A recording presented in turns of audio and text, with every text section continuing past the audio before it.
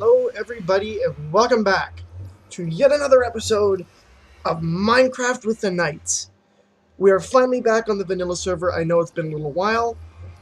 I've been really focused on Feed the Beast, so, things happen.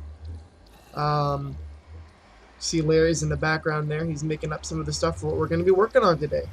So let's take a look at what's a little bit different. Nick's room changed a little bit, not a whole lot there. My room got a little different. Put some more books on the wall, added myself my own personal brewing stand and stuff. It's still kind of ugly. I'm not quite sure what to do in here, but things happen. Moving right along. In Larry's room, we now have Larry's lab, which is still unfinished, but he decided to get into redstone, so we made him this little lab spot down here so that he can experiment with stuff in small scale before he goes and does bigger things. So yeah, Larry's going to be working on the gold project, and he's just been smelting some stuff, because we're going to be doing something in here today. Other than that, a few other things happened. We have a bit of a donation. The first one was, it was Nick's birthday a few weeks ago, so everybody say happy birthday, Nick. They left him some presents in our little chest there, which was so nice of them. And, from Tom, we have, "Here lurls Lord Sterling, god of asses. I am King Donkey. I belong to Thomas, but I escaped. Now I rule this place. Bow before me. I require music in my court. Find me the disc Meloe, and build me a jukebox. I'll reward you with some gold." So we have this guy. I could ride him if I wanted to, but I actually don't need to ride him right now. But we have a king in the mountain. We have a king in the mountain. Lord Sterling, god among asses. For those of you that have ever seen Archer, that's a reference to Sterling Archer. There's been some more stuff down in the valley, but that's a project for another day. This is our interim brewing solution, because I haven't gotten around to making the automated brewing system yet. I figured because we're doing a lot of large-scale building right now, it would be easier to do a different project. And with that in mind, let's wander back on over to the forge room. You'll notice that there is that big gaping hole in the wall. Things look a little different, I will admit, and that's on purpose. Now, this was a horribly inefficient solution. Just having furnaces down the wall. Inefficient. Totally inefficient. And we don't like inefficiency. No, sir, we do not. So, our project today is building an auto smelter. Thank you, Larry. So here we see all our materials we're going to need. Now, this is based off the Mumbo's idea. So you can see we have a series of different things. We have 3 different colors of wool, and those represent, or 4 different colors rather. We have base color, so that we know where the bottom of our circuit is, and 3 other colors to denote which parts of the circuit we're working on. 3 minecarts with chests, redstone torch, sticky piston, 8 chests, 34 hoppers, a couple of half slabs, redstone repeaters, and some comparators and dust. So these are the materials that we are going to need in order to build our auto smelter. Thanks. Beauty. That is excellent. That's exactly what we need. This is why we keep Larry around. Oh, we also made a big farm. Maybe I'll show that if we've got time. But anyway, as I said, this is Mumbo's design with a minor tweak, just to save on gold and power rails. We're just going to be using a hopper line underneath the output furnaces in order to actually extract our items from the system. That being said, let's get to work. Okay, so here's what we have so far, you guys. We have our line of furnaces that run east-west. Then this is the important part. East and west is critical. If it's north and south, it won't work. And the reason for that is you have powered rails on top of your hoppers here. And if it's running north-south, then these guys would connect and then not work, and this would render the whole thing completely useless. So this is unfortunately very directional. But that's okay. We had room east and west into the wall, so this is what we're doing. Now, the original design calls for another set of powered rails that run along the bottom of this guy, and the output chest is going to be here embedded in the ground. Instead, what we're going to do is have our output chest here connected via a hopper. Now, I'm going on the assumption that this actually will work. I could be totally wrong. We're going to find out as we build our design. The next major step is to finish off the powered rails and make sure that they actually work as they're supposed to. So I'm going to go ahead and see if I can get that set up and working, and then I will check back in with you guys with another progress update. Okay, we're backing in. Here's what we have so far. So we've got our 2 powered rail systems up top here. Let's see if I can get up there and show you what we have. Up. Damn. Hold on. Hold on. I got it. Yeah. Can you tell Minecraft isn't a platformer game? Oh, goodness. Okay. Oh, God damn it. Graceful as a mountain goat. I swear to God. Okay. So we've got these 2 rails. They're powered via this fella right here. They will eventually be sending our minecarts rocketing back and forth along these rails. I'm assuming I'm going to have to put some sort of blockage there at some point, just so that the finger doesn't go flying off into space. But this is the beginning of our, our main wiring system. So we have redstone that's going to be powering this guy, that's going to be set off by a comparator down here. Now that comparator will be measuring when we have items inside this frame. So when things are actually flowing and working, it'll go, oh, by the way, and start the entire system working. At least that's the theory. So I'm going to go ahead and work on finishing this wire, and then you guys will see, hopefully, when this guy works. Okay, guys, so what we're working on right now is just putting our monostable circuit in order. The first thing we're going to be doing here is come right against this guy. Oh, no, gotta go from above. We're going to be putting our sticky piston above. Let me just do that for now. With a block on top of it. I think that's how that goes. That looks about right. And then we come down, I believe. Hold on. Let me think. How does this go? We go, I think we go here like that. Yeah. Okay, yeah. Then it goes into that repeater. And we just put redstone like that. And I think that's set to 4 already. I already did that.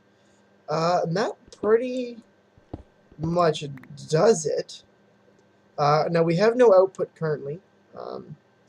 Let's go ahead and solve that. Now we are going to have to put that up there. So I'm going to finish off the rest of the design here. But you can see what we're doing here. So items to get smelted get tossed in that chest up there, which I may end up actually relocating that using an item elevator, because it is kind of in an awkward spot, to be perfectly honest, but we'll see kind of what happens here. But the items go into this guy. There'll be a chest minecart here. Goes in. The comparators will activate, going, oh, by the way, yes, something was in this hopper. It powers the repeater, flips our monostable circuit, powers this guy, which sends power into this guy, which both these guys get powered then, and they start rolling back and forth along our track. Then normally what would happen would be there's already a minecart zipping back and forth along this bottom route here. But we're going to try it with just using the hoppers as a sort of chain device to spit out our items. And we're going to see how well that works. So I'm going to go ahead and I'm going to finish off this guy, and then we're going to test drive her and see what happens. Okay, guys, here we have it. The completed mechanism. Really, this hasn't taken us too long to build. I think it's been about maybe 15-20 minutes. Really, not all that bad to make. Honestly, just getting the resources to make it takes longer than the actual building time. So let's go ahead and test this guy out. Now, on the right, we have our fuel supply, which you can see is draining into that. And now the important part. When I put this cobblestone in here, the whole thing should be working. And then Lawrence breaks it. Way to be Larry.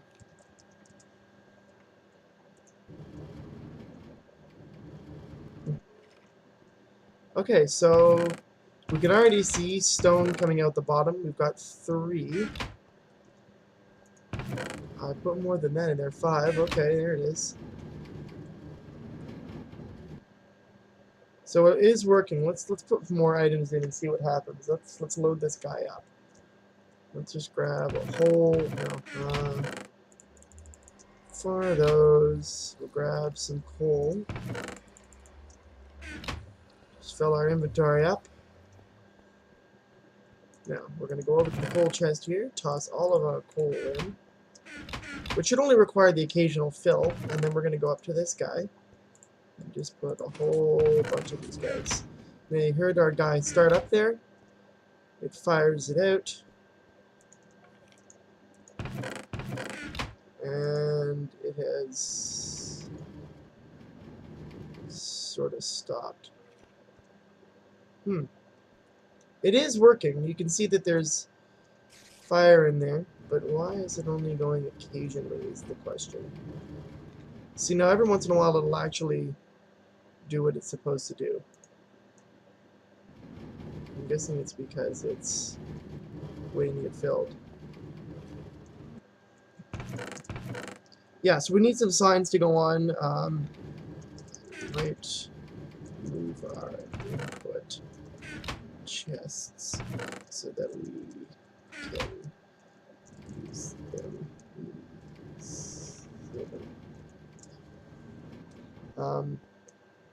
That's really my only point of contention on this, is that they're kind of in an awkward spot up there. What we'll do is actually we'll just raise our roof line here. And that should be it, really. There should be no other real secrets to this. I'm going to be putting some more torches in here, though, so it's all lit up. We don't need that guy. Yeah, same here. So we will raise the roof and go from there. Okay, so I'm going to go ahead and I'm going to pretty this up, and then you guys will see the finished product. Back in a few minutes. Okay, guys, we are back, and we are done. Check it out. To keep things sort of aesthetically pleasing, we've the auto forge on this side, so we're doing large smelting projects, such as making a whole bunch of, say, these bricks. We expanded our slag pile at the back, so it's now a 2 high, 3 deep, because it goes right to the bottom there in a trench. I may even turn that into a automatic trash disposal at some point. That's actually an idea that I should look into. Okay, well, anyway.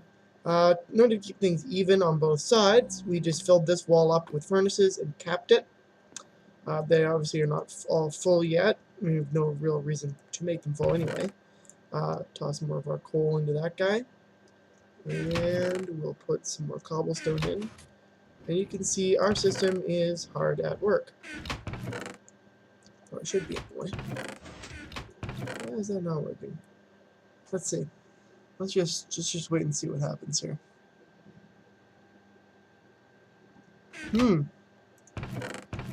Interesting. Interesting. No, that's all right. Into the back we go. Is something not working here, or what's going on? He's got power. Why isn't he being powered, though? That's rather disconcerting. So let's figure out what's going on here, guys. Give me a minute. Okay, guys, I figured out what was wrong. I had a glowstone brick there, and because the glowstone brick is a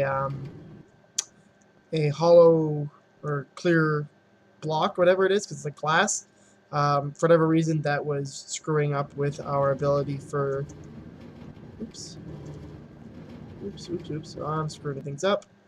That was messing with our ability for everything to get powered.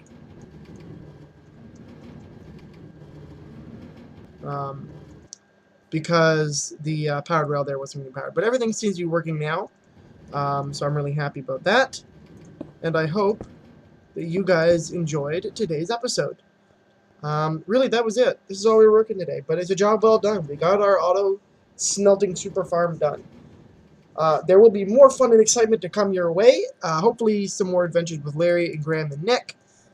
Our schedules have been kind of bad this last couple of weeks, so I haven't had a chance to do a lot of group stuff, but hopefully we'll find some time to actually do some group stuff this weekend or whenever we can get our schedules lined up. As always, like, comment, subscribe. Let me know if you want to see anything, any comments that we can do differently. I hope you guys enjoyed, and I will see you guys in the next video. Have a great day, guys. Bye-bye.